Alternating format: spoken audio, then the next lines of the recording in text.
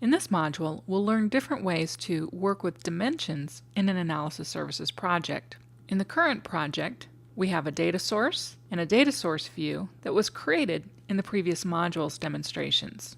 We also have a cube and several dimensions that were created during those demonstrations. They've just been renamed to include a suffix called top-down to distinguish them from the bottom-up style of dimensions that we're going to be creating in this module. I've included them here so that we can compare and contrast the difference between creating the top-down versus the bottom-up approach. So let's start with a simple dimension, sales territory. Let's take a look at the top-down version.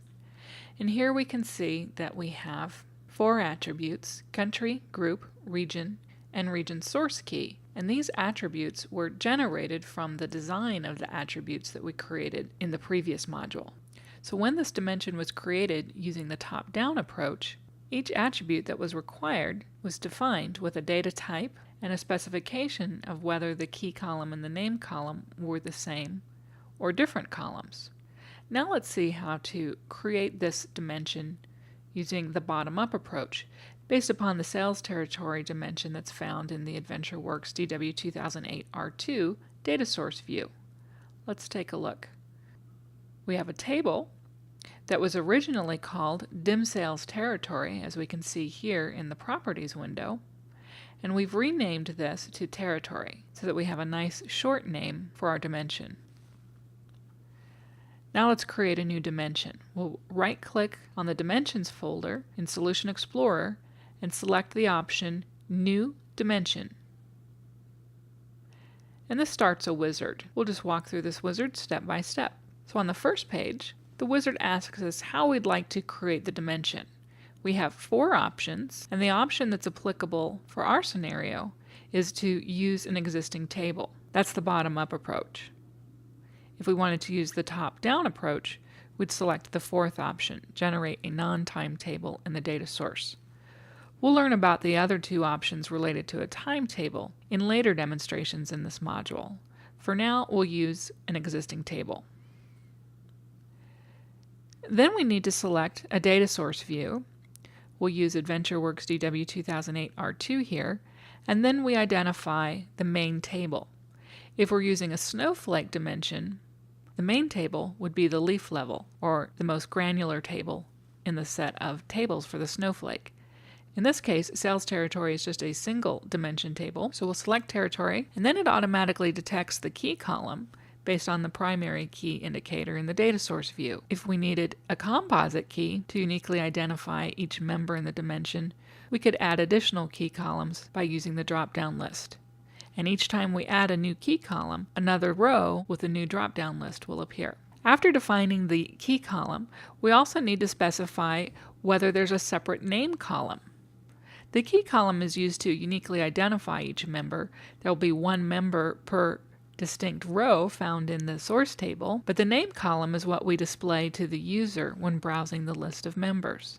In this case, sales territory region would be the name column that we need to specify. And then we can see all of the remaining attributes. Here we see the attribute name sales territory key. It just takes the name of the column and inserts some spaces for each word detected based on a capitalization of the letters. And we can rename this attribute right here. This makes it very simple to do all of our work right within the wizard interface. Sales territory alternate key is the primary key found in the source system that's used to build the AdventureWorks data warehouse. Typically, we don't need to include those kinds of columns for our end user analysis. We'll select sales territory country and sales territory group. And we can go ahead and rename at this point. If we want the user to be able to put these attributes on rows or columns in a cube browser, we'll leave the option Enable Browsing selected. If we have attributes that we want to use for other purposes, for example for sorting, we would clear the checkbox. Let's click Next, and then we're ready to complete the wizard. We can change the name of the dimension at this point if we like, otherwise click Finish. And here we have our new dimension, built from the bottom up.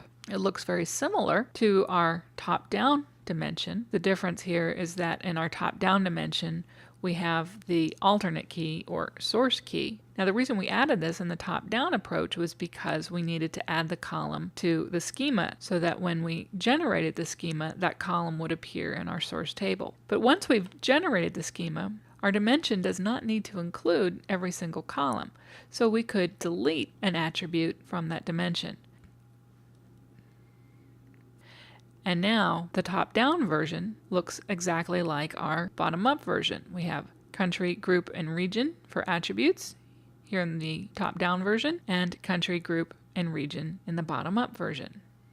If we want to test our results and make sure that our dimension is structured the way that we want and that we see the correct values, we need to deploy the solution and have BIDS process this dimension, which reads the underlying data source and copies values for each of our attributes into the analysis services storage. We'll learn more about exactly what happens during processing in a separate module in this course.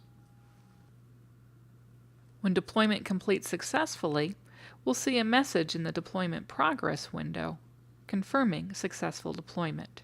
Then we can close the window and continue.